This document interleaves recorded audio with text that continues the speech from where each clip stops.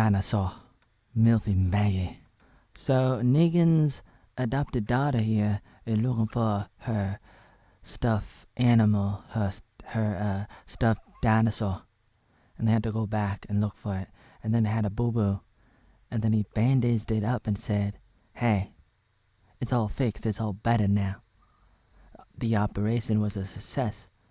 But you know what? You gotta whistle. Since you're not talking, kind of like Holder from Game of Thrones. We're gonna have to whistle like me and my friend, who I tried to kill, and now he's in New York City. And the show is kind of like a preview of what the globalists want. And Alex was talking about that today, and he was like, you know what? They're trying to take out like billions of people really quickly, and they got the ability, and if they do, then they're screwed. Please don't delete this video, YouTube, I'm telling you." And Negan tries to tell Maggie that he's able to listen. It's very difficult. It's very intriguing, the conversations they're having based on the past. I mean, it's like, since he didn't murder Glenn, it's like, can you really forgive people like that? And you know, like, if somebody is totally different, they changed, it's like, do you really forgive them?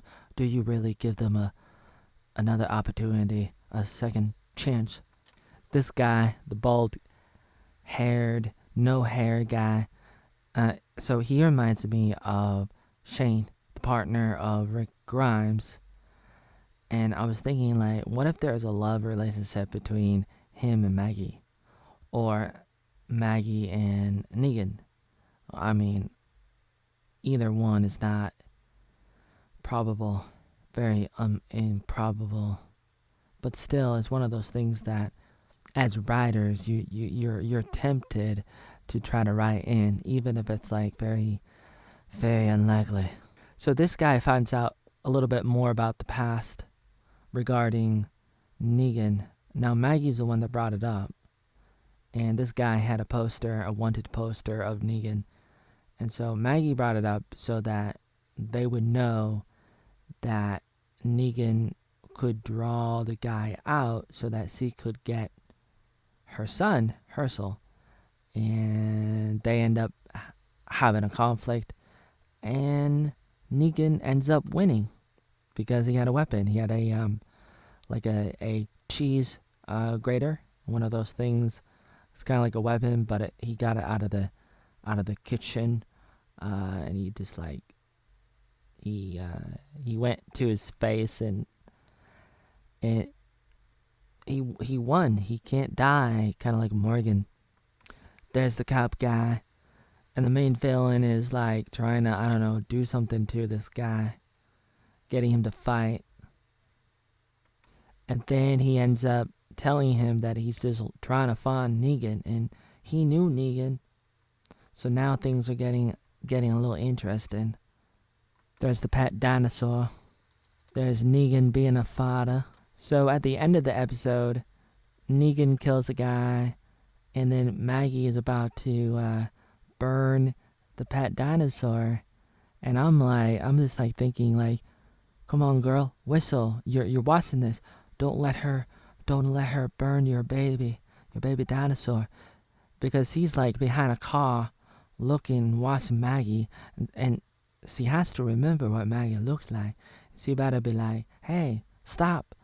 Don't kill my baby. You're my baby dinosaur. Dinosaurs are real. Jurassic Park. Bring it back. It's not Free Willy. It's not Waterworld. We're not going to get no boobies out of this. I just want to get dinosaurs out of this. That's what I want.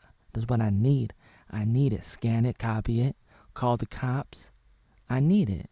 I need it now, right? You're going to do that for me. You're going to do that for me. Now, I'm like on the edge of my seat. How do I say, my chair? Okay? You know what I'm saying?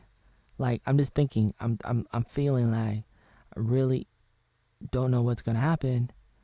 I'm not saying like this is the best show in the world, but it is intriguing. It may be better than some of the other shows out there, and you know I'm I'm really intrigued. I'm interested in knowing what's gonna happen. Here he is reading a letter from the cop guy, the black guy, Dr. Negan. Oh, thank you, Daddy Negan. I'm so sorry, Negan, that I cannot talk. But there's one thing besides whistling that I can do. Daddy Negan, I'm gonna hug you. Thank you. And oh yeah, by the way, so Negan also talked about what happened to his wife, the black girl, and I think they had a kid. And he said like they hopped on a train, he stayed, and he's still thinking about them. He's still thinking about them every day, every day.